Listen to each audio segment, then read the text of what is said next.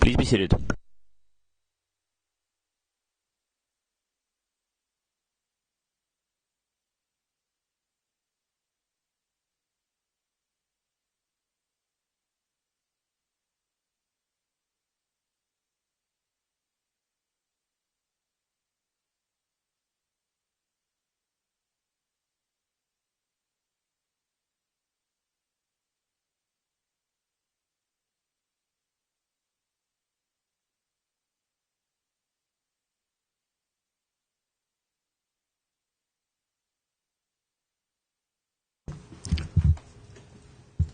Bien, l'audience.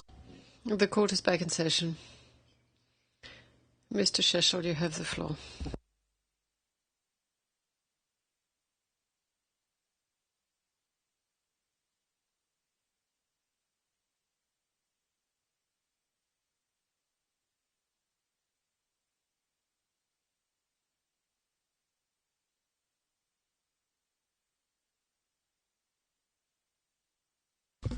Sada ću govoriti. I will now be speaking about that part of the indictment and the closing arguments of the prosecution that concerns Hrtkovci. As soon as Franjo Tuđman came into power in Croatia, as soon as the HDZ took all the levers of power, an organized expulsion and persecution of Serbs began. Primarily the urban population. What are the sources for this?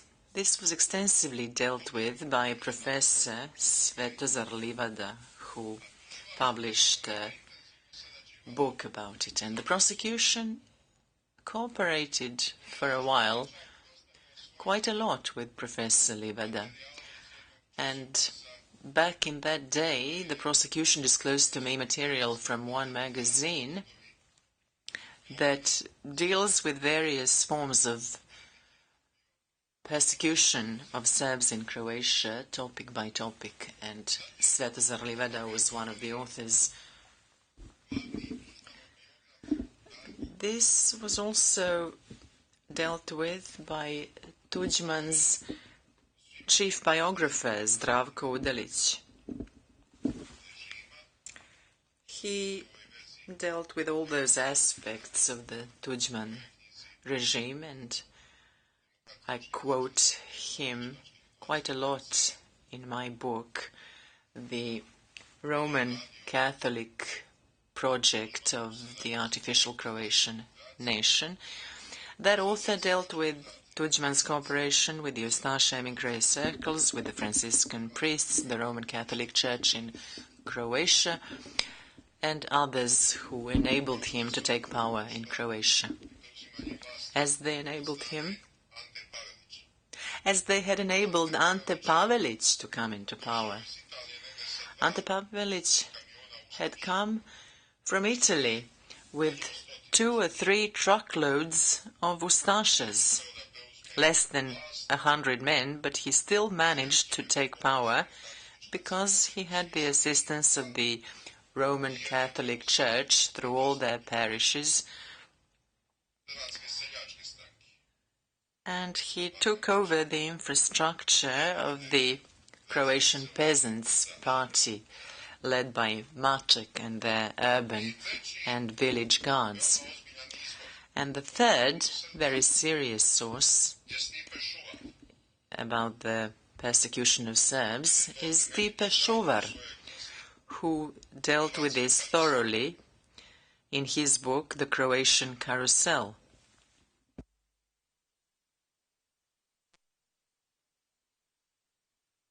And in my own book, I quote a few long passages from Šovar's book. If I had enough time at my disposal, I would read those passages to you, but I'm already beginning to doubt that I would be able to present all that I had planned, because I've already used up half of my time, and I can not really count on the extension I wanted of 4 hours, because nobody will grant me anything. Serb houses were blown up. Serbs were killed here and there. They were very often beaten up. There was organized oppression of Serb children in Croatian schools. Their Croat peers ganged up on them. Serbs were dismissed from their jobs, especially in state institutions. Already in 1990, there occurred a great exodus of Serbs from the Croatian federal unit. In early 1991, this grew to unexpected proportions, and we then formed the staff of the Serb Radical Party with a task to find accommodation of some kind for these refugees and to help them. That was the original purpose of our crisis staff before the war began, before the shooting began. And the crisis staff was renamed into war staff only when the immediate threat of war was proclaimed. You know, Belgrade is a big city with a population of 1,600,000. There were many apartments there, many owned by the federal state that was in the process of breaking up. And we located those apartments and placed refugee Serb families in them semi-legally. When I say semi-legally, I mean that we had no legal grounds for doing it, but the authorities did not oppose it because it was a necessary provisional solution. When the armed conflict began,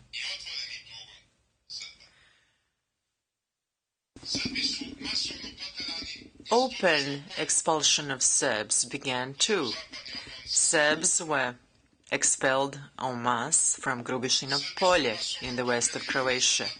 They were expelled en masse from Dalmatian towns, from various towns in Slavonia, from Zagreb, from Sisak, Varaždin, and other places.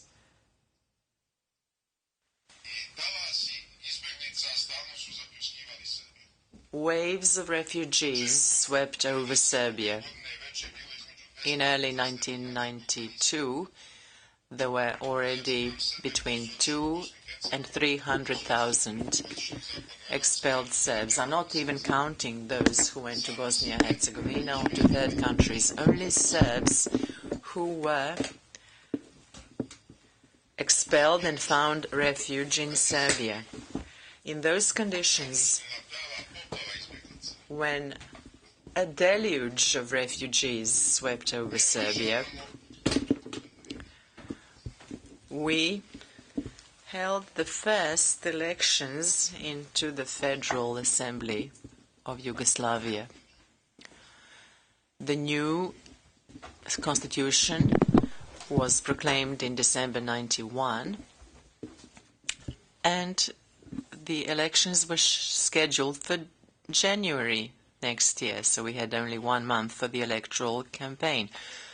Under those circumstances, I sometimes held 3 rallies a day, mostly 2 rallies a day, but very rarely just 1. And I held that rally in Hrtkovci. Hrtkovci is rather a large place with many surrounding villages. And in that speech, I present the pre-electoral program of the Serbian Radical Party. You have seen the full text of that speech.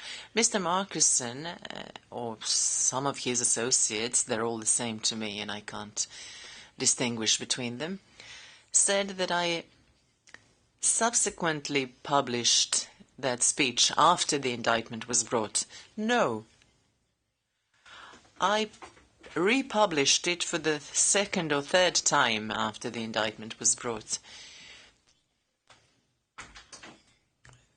It was published in one of my books many years earlier. I always tried to publish all my speeches that have been recorded. I haven't managed with all of them, because not all of them recorded, but I have published all of my interviews, all of my speeches on the radio, all my presentations on TV. I've published all I've ever said because I have nothing to be ashamed of. I would repeat the same thing today, perhaps with some modifications. Maybe I would be more convincing saying the same things today because I have more experience and I'm more mature. But it would not sound as intelligent as it did then because one's IQ diminishes with time, with age. That rally was not militant in nature. The prosecution says that the rally was attended by Chetniks in black uniforms. Never, nowhere did Chetniks wear black uniforms. In the Second World War or in the latest wars. Never. The volunteers of the Serbian Radical Party wore camouflage uniforms. And very seldom old, green-grey military uniforms, because the JNA was anxious to recruit as many volunteers of the Serbian Radical Party as possible, because they were the most disciplined. They always provided them uniforms from JNA depots. There were, in fact, few people who were dressed in part of military uniform at that rally. Now when I look at rallies on TV, they show lumberjacks or peasants or farmers. I often see people wearing camouflage pants or blouses. You see, the Serbian cap, the Serbian peasant cap, as part of our traditional costume, originates from the first part of the 19th century as a military cap. And the Serbs took a liking to it and started wearing it in everyday life. And now this cap, called šajkača, is one of Serbian symbols. So it's possible that some participants in that rally wore parts of the camouflage uniform, but nobody wore the full uniform, and there was nobody carrying an automatic weapon. There was our party's security detail, armed with pistols, but they were hidden. The Radical Party music and the Chetnik music was played before the rally, as is the custom, for a couple of hours before the rally begins. That's a way to attract people. Nobody certainly wore black. You have seen the lists, and there were no lists of Croats to be expelled. A list was read out of the Croats who had already left Krtkovci and joined the Croatian Home Guards, a paramilitary organization in Croatia formed by Tudjman. I did not personally read that list out, but I take responsibility for it as if I had read it. Somewhere, sometime, I said I've read it myself. Because I would. Why not? And then you summon false witnesses who claim here in the courtroom, at least one of them does, that I asked in my speech that all mixed marriages be dissolved. Another witness says I asked that children in mixed marriages be killed. You've heard it all here in the courtroom, and when I filed charges against these false witnesses, you rejected it, perhaps with the explanation that those witnesses were not aware they were lying. Even that goes here. All that the prosecution ascribes to me is as truthful as the claim that I had publicly asked for children of mixed marriages to be killed.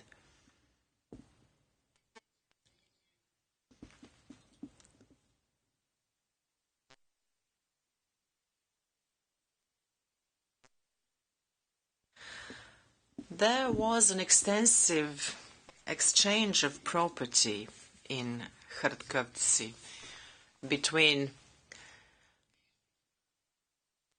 Serbs expelled from Croatia and the local Croats. The Serbs who had been expelled did not have time to take even a bag with necessities, whereas local Croats from Hrtkovci had ample opportunity to travel to Croatia several times and look at the property concerned and decide whether they want it, whether it's good enough. Why didn't the OTP go after anyone responsible for that great expulsion of Serbs from Croatia? It's not my job to defend myself by saying, why are you not prosecuting that other person who did worse? I cannot use that as a defense, but I can use it to compromise the prosecution. And all of you here, it's more important for me to expose you than to defend myself. And it's not easy to expose you because you are setting yourselves up. You position yourselves as easy targets. It's no problem to get you. You are compromised because you have never prosecuted anyone from Croatia who was responsible for the expulsion of Serbs. And that expulsion stretched over several years from the moment Tudjman came into power. A hoćete mene da osudite? And you want to convict me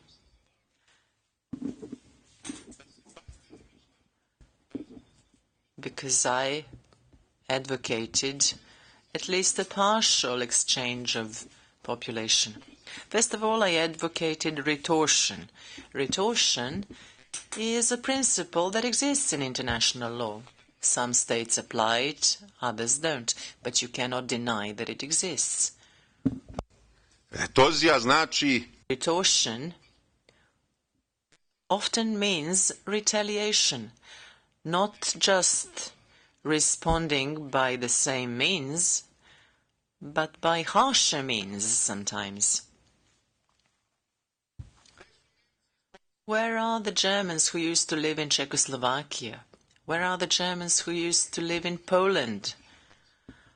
How many Germans used to live in the territory of Poland? Where are the Italians who lived on the eastern Adriatic coast? More than 300,000 of them were expelled. Where are the Germans from the former Yugoslavia? This is a principle that you can justify or not, morally speaking, but it exists. At that rally, I was making promises about what we would do if we get into power, and you can see that from my speech. And you are now trying to present my speech as an attack. In order to apply Article 5 of the statute, there must be an organized and systematic attack under circumstances of war. The trial chamber on which Judge Antonetti sat in 2004, deciding on my objection to the indictment, ruled that all locations concerning Vojvodina should be deleted from the indictment unless the prosecution proves there was an armed conflict in Vojvodina. Then the prosecution appealed, and the appeals chamber returned those locations into the indictment, explaining that it is the trial that must show whether there was an armed conflict or not. The prosecution asserts there was an armed conflict in Croatia at the time and in Bosnia and Herzegovina, so there was a nexus between the events in Hrtkovci and that armed conflict. That is not true.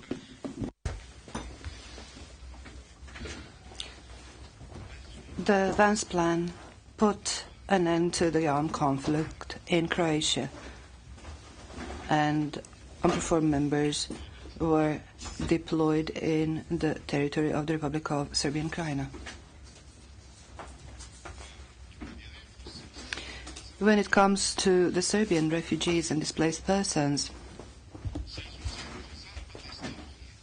with an exception of Western Slavonia, from where there was a major exodus of the Serbs in November and December 1991. All the other Serbian refugees had come from the areas where there were no armed conflicts. There were no armed conflicts in Zagreb, Varaždin, Sisak, and in many other towns and places. There were no armed conflicts in Vojvodina either. Your expert Tunens says that there were no attacks on the civilian population of Hrtkovci.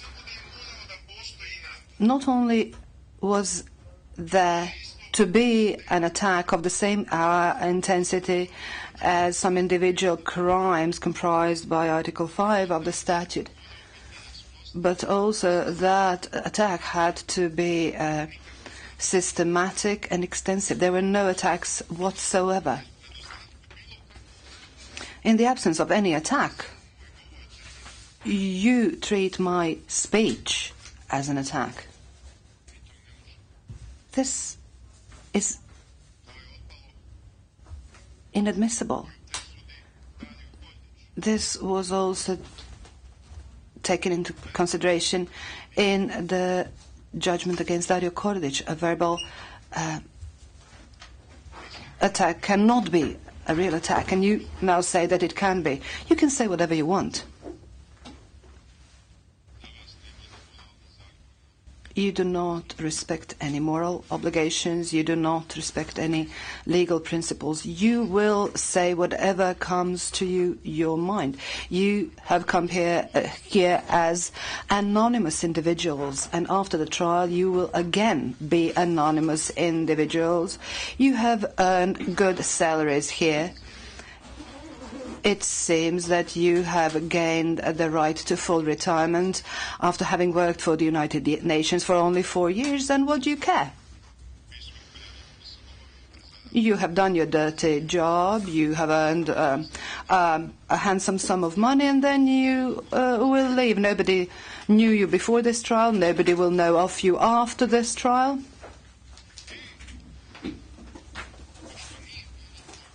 And since there was no attack,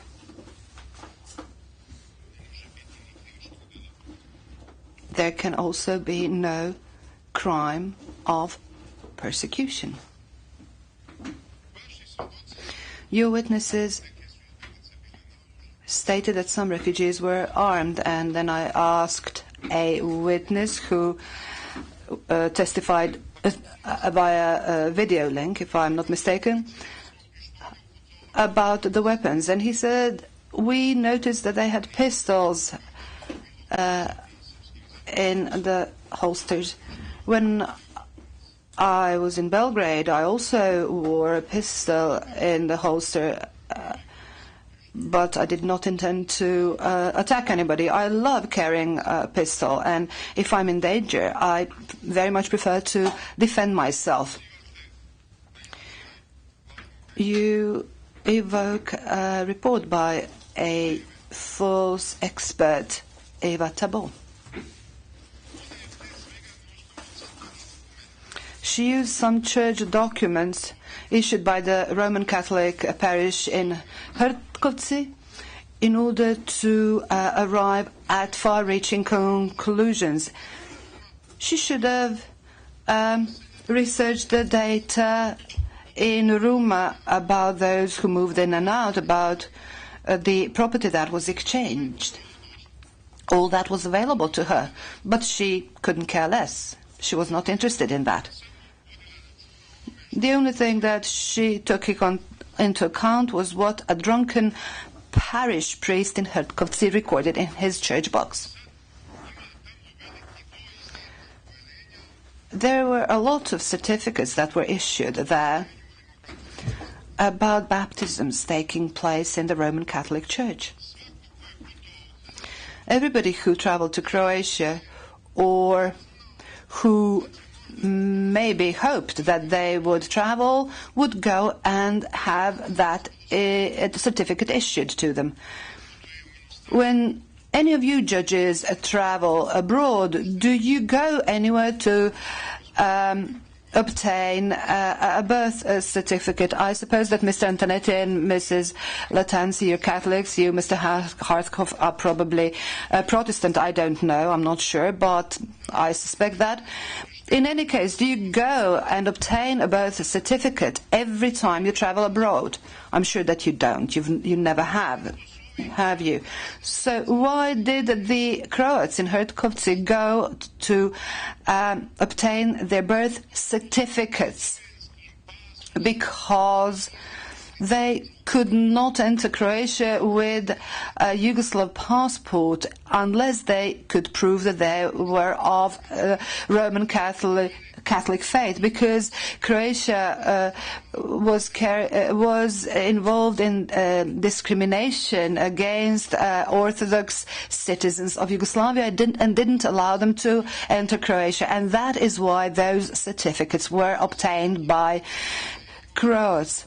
Some of those who had those certificates issued to them never traveled, never moved from Hrtkovci. In order for you to convict me for prosecution, deportation, and forcible movement of people, you have to prove that people were deported, that at least one Croat was deported. Let us see, which Croat was it who was deported from Serbia? Do you know what deportation is? Do you know how deportation is implemented?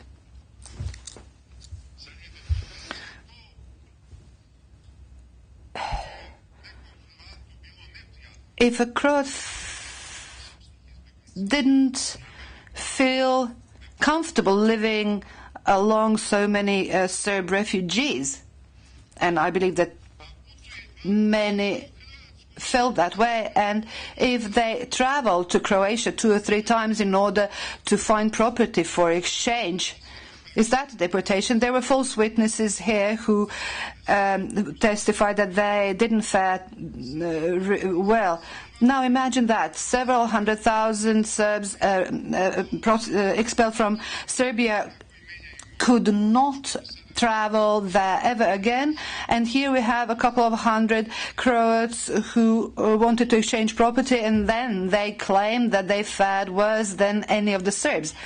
That defies any reason. Croats traveled several times to Croatia. They would view the properties, and then they would clinch a deal, most commonly before the Croatian authorities, sometimes before Serbian authorities, but it's neither here nor there. In any case, they were not forced to do that, and it was only when they exchanged property when they finally moved out. Would you call that deportation? What lawyer in this world would dare say that this is deportation? Not a single serious, reasonable lawyer could say that. In the Hague Tribunal, obviously, you don't talk about reasonable lawyers. I for one, don't. But I'm here to say publicly that not a single Croat was ever deported. It did happen that one Croat was killed sometime around that time, and I'm referring to the month of June, if I'm not mistaken. His name was Štefanec. However, his murder was elucidated, and the motive was pure criminal motive, and the perpetrators were punished. The Roman Catholic Church and its parish office were robbed. That's what happened. And then the key witness confirmed here that the perpetrator was a Roman Catholic, and that he was convicted. And that happened outside of the scope of the indictment that was issued against me. What persecution are we talking about? Can we talk about persecution if somebody didn't like my speech? Many of you today don't like my speech today in this courtroom. Are you saying that I'm persecuting you? I would gladly persecute you if I had any power in my hands. Unfortunately, these words of mine cannot be considered persecution. They can spoil your lunch today. You may feel uncomfortable. However, they're just words. I can't do anything to you. When somebody voices their opinion, even if that opinion is the worst possible opinion you can hear, this cannot be considered a crime. At the end of the 20th century and the beginning of the 21st century, obviously, some international organizations, such as the Council of Europe, advocated the prosecution of hate speech. A very famous discussion took place in the British Parliament about that same issue. However, what is emphasized all the time is that a hate speech cannot be punished by a prison sentence. There are other punishments available. This trial chamber evoked the laws of the communist state of Yugoslavia. There was a crime there entitled spreading of racial and religious hatred, and the maximum punishment was 10 years imprisonment. And then in the 1990s, under external pressure, when the crime of enemy propaganda was abolished, this crime of spreading intolerance and racial hatred,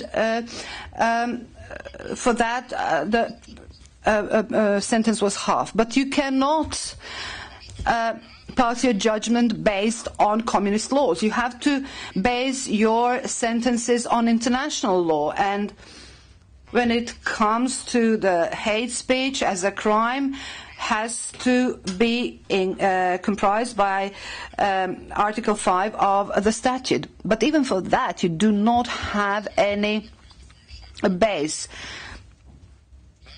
You can now come up with a new rule, with a new legal norm that will start with you.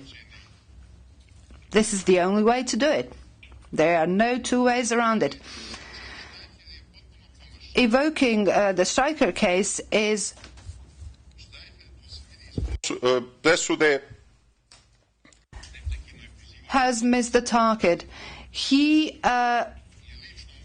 was inciting people to commit a genocide against the Jews, and he participated in the crimes, starting with the Crystal Night when synagogues were burnt and so on and so forth. At that time, genocide as a crime was not defined. However, the characteristics of a crime that was attributed to Julius Streich became the characteristics of the crime of genocide pursuant to the Convention on Genocide.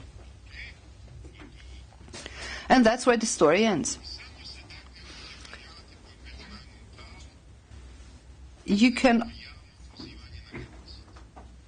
only punish me for inciting people to commit genocide, but I've never done that. If you have come across any such thing in anything that I did, you would charge me with genocide. Inviting people publicly to commit crimes against humanity or to violate the laws and customs of war cannot be considered instigation. Now you're telling me that I invited people to kill other people, and that I said in my public speeches that I am in favor of killing, rape, and so on and so forth. For as long as you cannot prove that in my speeches I advocated a genocide, I cannot be punished for that. You can hate me. You can attack me publicly. You can say that I am an evil person.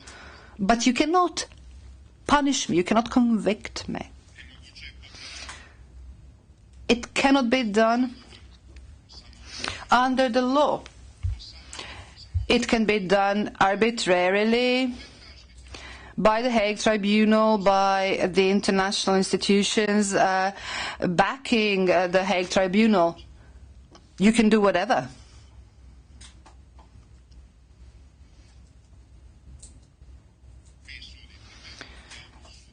You're trying me, the general public is trying you, and we still don't know who will fare better. It remains to be seen.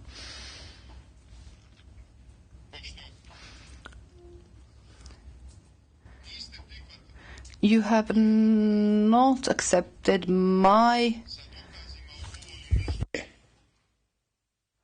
studies with proofs of the hate speech in Croatia and in Bosnia. These are voluminous studies that I subsequently published in my books. Thus, you have prevented me from arguing my case about that. And I repeat, once again, nobody can justify their crimes by saying that others commit crimes as well. When it comes to verbal crimes, there is a public atmosphere where some statements are given and issued. Let's look at the atmosphere and let's see what statements were heard and seen in the Croatian media and at political rallies against the Serbs. Let us see what the Muslim media and what the Muslim political rallies said about the Serbs and against the Serbs. Let's see who was more extreme in that. Let's see what happened first and what happened next.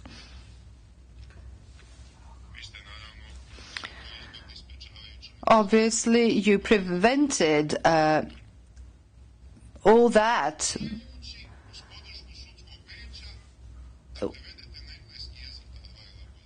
And also you did not allow my two studies to be translated into English. You had only one study translated, and then you were sick from reading my arguments. At one point in time, somebody from the OTP tried to link me with Ostoja Simicic. We have proven here in this courtroom that Ostoja Simicic was a member of the Serbian Renewal Movement. He was a local official. And when a campaign was launched in the media by the pro-Western political parties and the so-called non-governmental organizations that were actually spies, that campaign also involved Ostoja Simicic. Ostoja Simicic was arrested sometime in August 1992. At a press conference, I condemned his arrest. Why?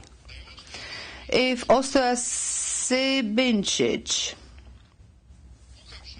had been arrested immediately after perhaps having committed a crime, things would have been fine. However, he was arrested only after a strong and fierce political campaign in the media, and that was not right.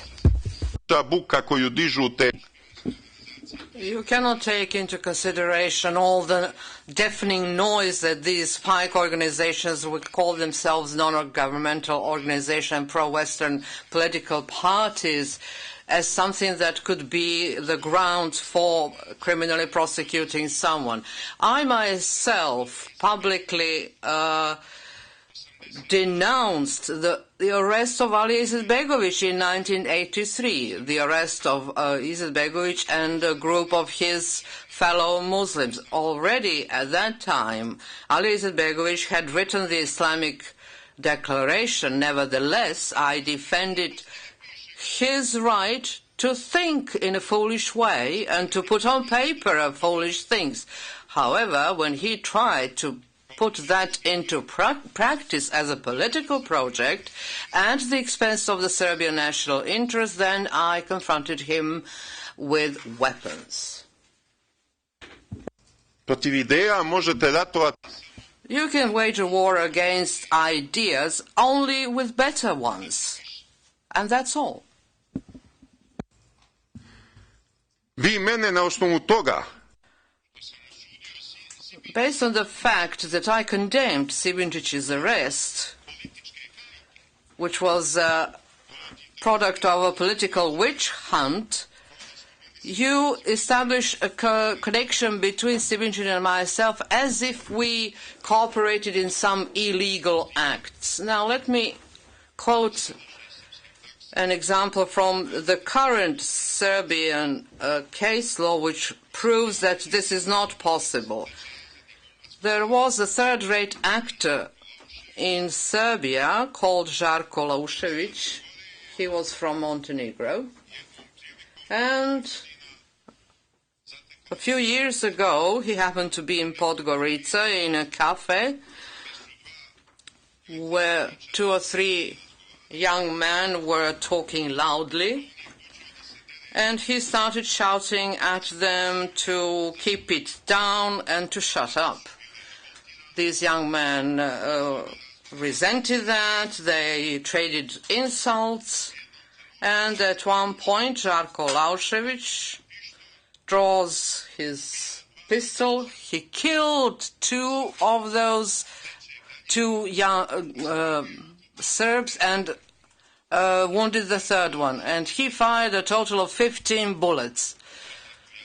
Žarko Laušević was known to the public as a Montenegrin nationalist and one of the founders of the Liberal League of Montenegro. Now, he's been tried for using excessive force in self-defense. Various authorities, both in Serbia and Montenegro, tried to suppress the fact that he actually killed 2 innocent men. What kind of self-defense is if you fire 15 bullets on 2 unarmed people? Even Vera Petković, who is here an official psychiatrist, participated in providing false statements to the effect that Žarko Lovušević was in a state of diminished capacity. What was, in fact, the case? Žarko Lovušević was drunk. He was under the influence of alcohol, and that cannot exonerate him. Eventually, Žarko Lovušević was sentenced to 12 years in prison. He was at one point released because there were several retrials, and he used that opportunity to flee to the United States.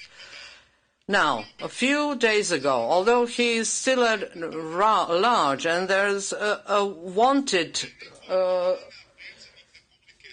act issued by Interpol, Boris Tadić, the President of the Republic of Serbia, pardoned Mr. Lovušević. Now, judges, let me ask you this. Is it possible that the President of the Republic in your country or a king, can they pardon a fugitive? I suppose that such persons should first be taken into the hands of the law, and then you can issue a decree on pardon. Here we have a fugitive being pardoned, and then the Interior Minister of Serbia, Ivica Dačić, traveled to New York in order to personally hand the Serbian passport to Žarko Lovušević. Now, I can condemn morally and politically both the President of the Republic and the Interior Minister, but based on how they treated Žarko Lovušević, by diminishing his crimes, by pardoning him and giving him a passport, can I conclude that Boris Tadić was his accomplice in the murder of those two young men? No, that's not possible. Can I reach the same conclusion as far as Ivica Dačić is concerned? No, it's not possible. So how can then the OTP, based on the fact that I defended Ostoja Sivinčić and the fact that he was arrested based on political reason, conclude that Ostoja Sivinčić and I took part in the same criminal offences? But the Hague prosecutors can do everything that mortal, ordinary people cannot.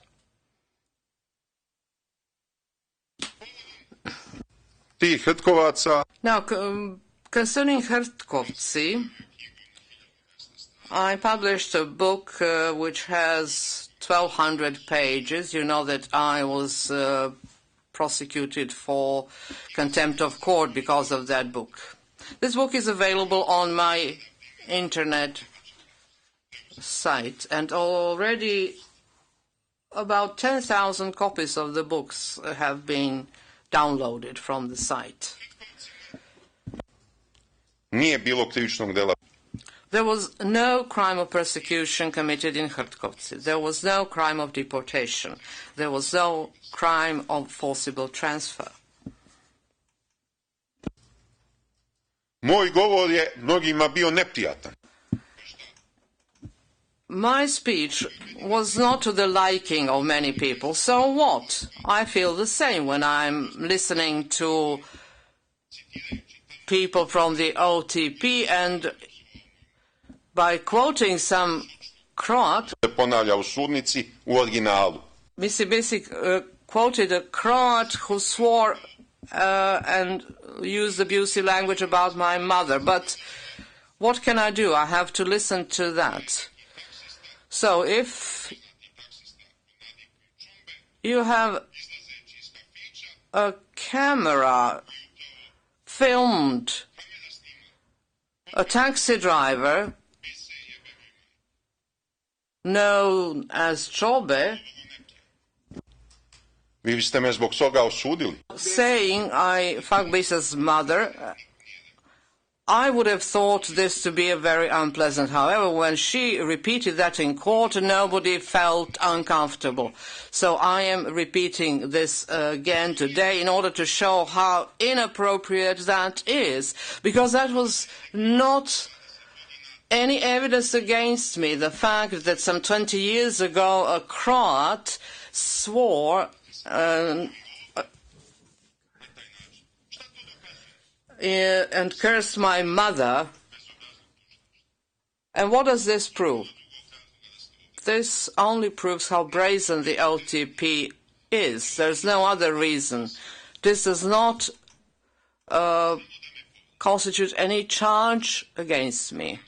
This was only intended to offend me, and I think that Mrs. Bisset will be equally offended due to my quoting her words. Now, there were lots of other similar bright moments in your closing argument. For example, you say that the SRS volunteers were notorious for the brutality of their crimes. However, you haven't yet managed to identify a single crime that, based on evidence, can be attributed to a volunteer from the Serbian Radical Party. You cannot give us any specific names by saying so-and-so, a volunteer committed this. Now, let's look at another contradiction into which OTP has put themselves. They constantly repeat that we had been sending volunteers in an organized manner in groups equaling a company, which means around 100 volunteers. And they confirmed that. They say that this is a proof that we are a paramilitary organization. On the other hand, they are trying to prove that at various locations there were Serbian forces and an odd member of the Šešelj group, including Šešeljevci. So how is that possible? We send volunteers equaling a company, and then they disperse on the ground into various units, and they can be found everywhere. Where is any sound logic in that? How is that possible? Where is your intelligence?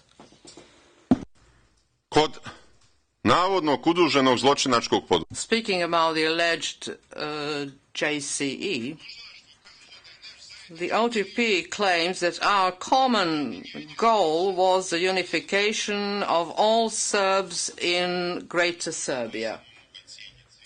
But that was solely my goal and the goal of the Serbian Radical Party. Nobody else put forward this as their goal, but we explained the meaning of that objective in our party documents.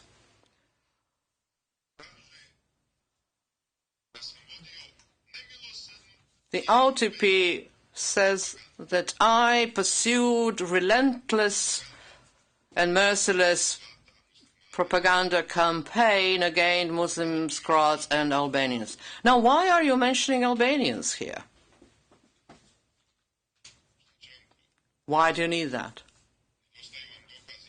You're lacking evidence, so you would like to add some ingredients to it? And even if I had killed 1 million Albanians, you cannot touch me. Now, so what do we do now?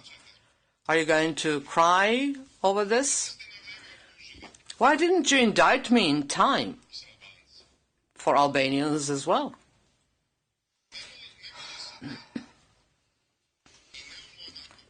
This relentless and perpetual campaign against Croat and Muslims, yes, it was relentless, it was merciless, and it targeted everyone who was putting the Serbian national interests at risk.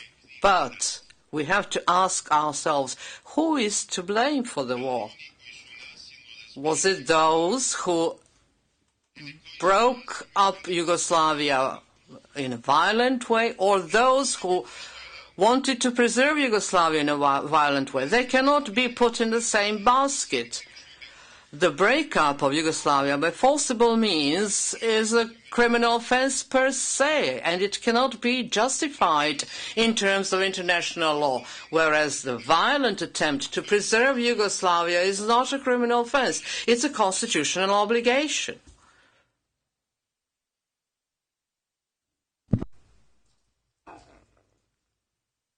Govori se